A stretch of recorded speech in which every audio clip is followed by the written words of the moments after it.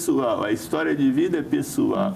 Ninguém é exatamente igual, ninguém sente exatamente igual. Você tem uma família, tem irmãos, teoricamente todos eles foram educados da mesma forma, mas a personalidade deles não é a mesma, a relação dos pais com eles não é a mesma, e é muito interessante, porque é a coisa que eu pergunto, como é que seu pai lida com você? Porque muitas vezes você vê que o pai gosta de um filho, a mãe tem um vínculo com o outro, esse ele tem uma dificuldade com ele, quer dizer, os filhos não são os mesmos filhos, mas não, as relações não são as mesmas. Então, muitas vezes, uma pessoa que não está no seu lugar, não sabe a sua dor, e ela tem um caráter pessoal. O ser humano tem um caráter de individualidade que ninguém tem. Então, por isso que as pessoas não são iguais, as fórmulas não são as mesmas, os remédios não funcionam exatamente igual nas pessoas.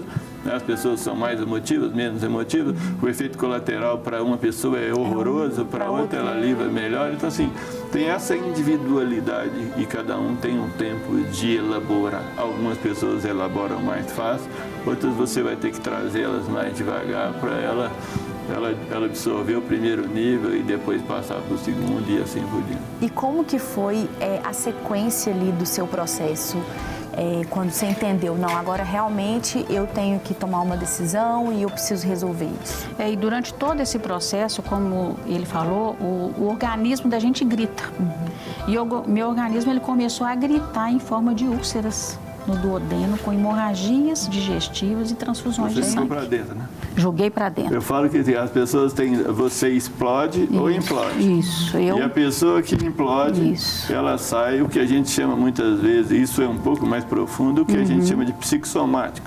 É uma doença biológica que tem uma causa psicológica, mas ela é tão profunda até para a pessoa que tem a coisa. Mas muitas vezes você vê que você joga para dentro e aquilo envenena o organismo e vira doença física. Então, eu fui acometida de 5 pontos, né? Várias vezes eu passei mal, várias vezes fui para o hospital, tive hemorragia. E eu me despertei ouvindo de um médico que era amigo nosso, que cuidava de mim, né? Dentro de um desses... Foi a minha última crise que eu tive. Ele dizendo para mim, você precisa se amar. Ele nem era cristão. Você precisa se amar. Se você quiser morrer rapidinho, continua levando essa vida de você estar engolindo tudo, de que tudo está muito bem. Você precisa assumir o que você está vivendo e se tratar. Você precisa se amar. Qual que é o quadro biológico de uma pessoa que chega no consultório com esse nível de adoecimento? Esse sintoma gastrointestinal que ela teve, né? Não nessa intensidade, não é tão comum, mas gastrite, essa queimação, a pessoa com refluxo é extremamente comum, né? Diarreias, o hábito intestinal muda, né? Ou solta, ou prende. É extremamente comum, né? A pele e o trato gastrointestinal são os mais comuns das questões psicossomáticas, né? É onde manifesta mais. A gente escuta às vezes também quando a pessoa fala que ela tem a sensação que está com bloqueio, que ela tem alguma coisa presa na garganta também. Bolo na garganta, dificuldade para engolir, né? Aquela coisa entalada. Tem gente que tem dificuldade para se alimentar, né? Porque sente ali que tá com uma coisa entalada. Mas essas questões gastrointestinais são comuns. O seu gritou alto, né? O seu gritou alto. Essa úlcera duodenal, né? Precisa de transfusão. Então, foi um quadro grave. Foi um quadro muito grave, na verdade. Sim. Ela levou o extremo. Até hoje ela não dava mais conta. Sim. Eu quero que as pessoas fazem muito, né? Às vezes elas chegam... A gente vai resistindo, né? Isso, que é a questão do tempo, né? Tem muita diferença da pessoa que, às vezes, ela entra num quadro abrupto, né? Eu tô bem, aconteceu alguma coisa e eu caí, né? É uma pessoa que ela ainda tem reserva, né? Ela tem ali algumas reservas ali que muitas vezes ela volta rápido. Da pessoa que vai deixando até chegar ali, não tem reserva emocional, física, não tem reserva nenhuma mais. E é o pior estágio, porque no fundo do tanque ali, comparar, por exemplo, com o carro, ali já misturou o que está sujo, ali já pegou assim, o final do final da reserva mesmo de um tanque, né? Não fez a manutenção na época certa. Não tem filtro mais, né? O tratamento vai ficar na oficina um tempão, né? E vai ser caro o conserto, né? Que seria mais fácil se eu fizesse a manutenção ali certinho. O exemplo do carro muito bom. Então a pessoa vai ali, era para fazer a revisão com 20 mil, eu espero chegar até 300 mil quando o carro não anda mais. É uma recuperação mais difícil, né? É uma recuperação muito mais complicada, que às vezes você trazer a pessoa ali para o nível básico de funcionalidade, muitas vezes demora, né? Demora, a pessoa, você tem que afastar a pessoa, né? Ela tem que descansar, ela tem que repor, você tem que ver toda a parte física, a gente mexe com a alimentação, você não consegue nem mandar ela fazer uma atividade física direito, porque ela não consegue. No seu caso foi assim, né, Rosângela? Quando você chegou nesse ponto que ele falou, olha, se quiser morrer, continua assim, se quiser uma mudança, aí o que aconteceu com você? E eu já tinha ido várias vezes estar na casa da pastora Zenete, quando ela morava lá em Santo André, depois ela mudou para São José dos Campos. Fui vários episódios desses, eu fui para a casa dela assim, no fundo do poço mesmo, em depressão, inchada, sabe? E não me alimentava, só sabia chorar. E quando esse médico falou isso, então eu tomei a decisão de me amar. Aquilo deu um clique. Graças a Deus. Me deu um clique e eu falei, não, eu vou me amar. Uma chave virou. Assim. Uma chave virou, sabe? Então aí eu tomei a decisão realmente de mudar a minha vida, sabe? Mudar a minha vida, onde eu aceitei o divórcio, aceitei a separação, me divorciei. E eu vim aqui para Belo Horizonte, ainda fui para a estância, porque logo depois a Zenete ganhou a estância para fazer esse tipo de trabalho, eu fui trabalhar com ela, mas mais para frente eu fui acometida novamente de uma depressão e eu fui me tratando, trazendo a consciência, né? Porque são coisas que têm que ser alinhadas. Nós não somos só corpo, alma, não é? Nós somos corpo, alma e espírito. Então, através do Espírito Santo, o Senhor veio me trazendo o entendimento, o quanto eu precisava me amar, o quanto eu precisava perdoar aquele homem por toda aquela situação, né, que nós vivemos e a decisão que nós tomamos. Então, aí o Senhor começou a agir na minha vida. Você viveu também um processo de auto-perdão, de você se perdoar também? Sim, de me ver, me perdoar, me arrepender, me render, né, diante do Senhor. Daquilo fiquei de mal de Deus muito tempo. Se Ele era onisciente, se Ele era onipotente, por que Ele deixou isso tudo acontecer comigo? Na verdade, ele estava ali, vou usar o sentimento assim, comum, né? Estava ali com uma vontade grande de te ajudar. Não é? Mas eu não deixava. E aí aquela história.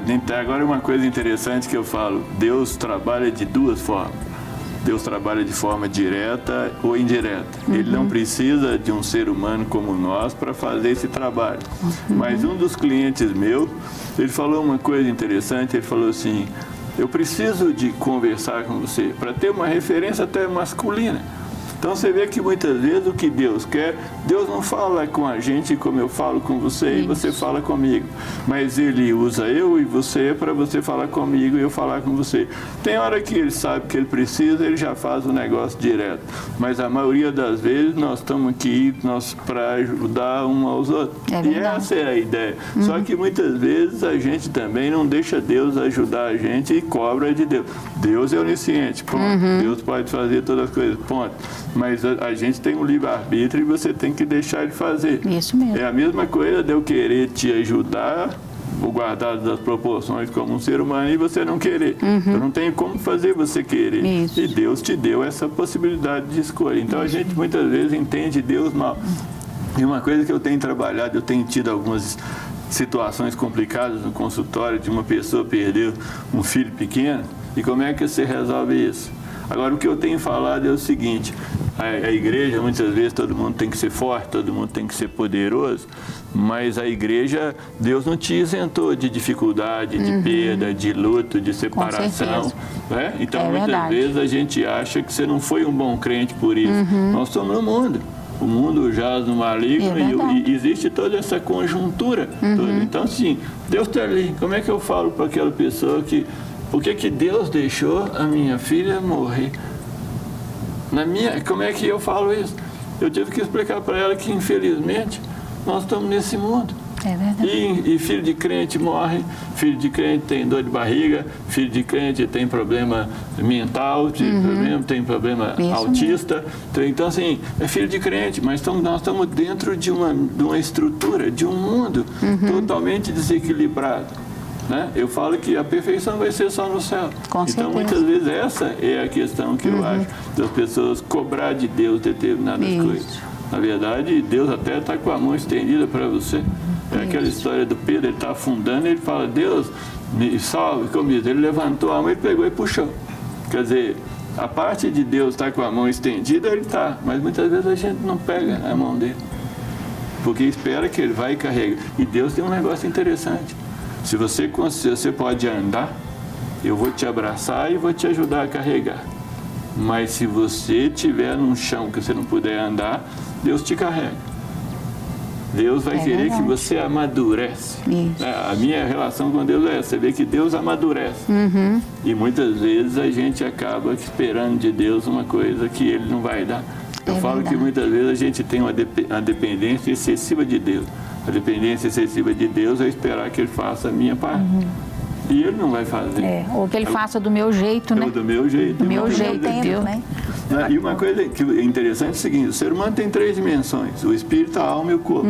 O que acontece em uma dimensão repercute nas outras 2. Com certeza. Tanto a espiritual como a psicológica. Você vê que a gente que fica mais nessa dimensão humana, o físico e o psicológico é uma coisa que você tem, o seu coração pode bater mais rápido porque você está com medo.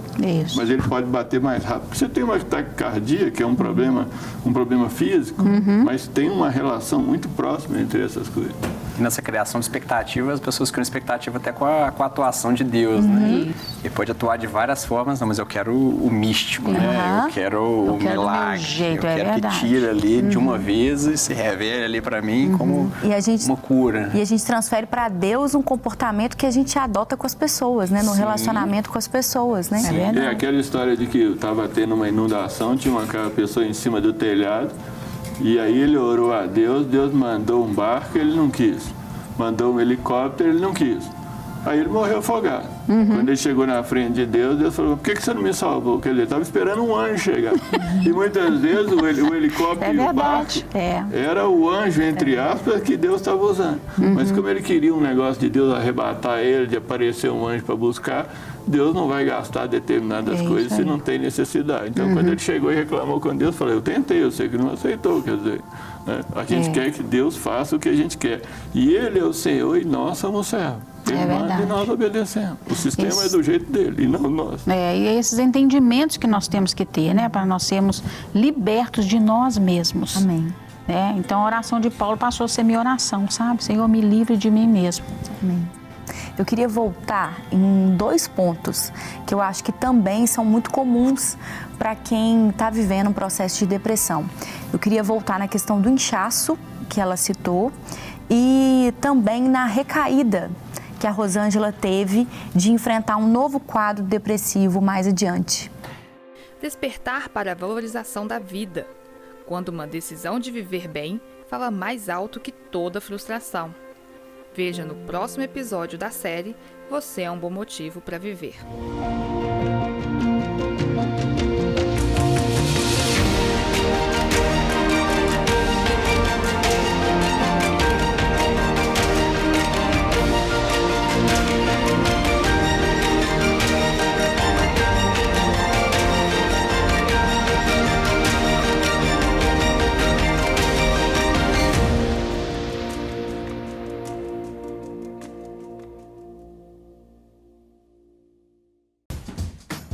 Não quer ficar um segundo por fora da nossa programação? Agora você pode nos acompanhar através das plataformas digitais. Não perca tempo. Acesse, curta e siga-nos. Fique por dentro de tudo o que acontece por aqui. Rede Super, inspirando você.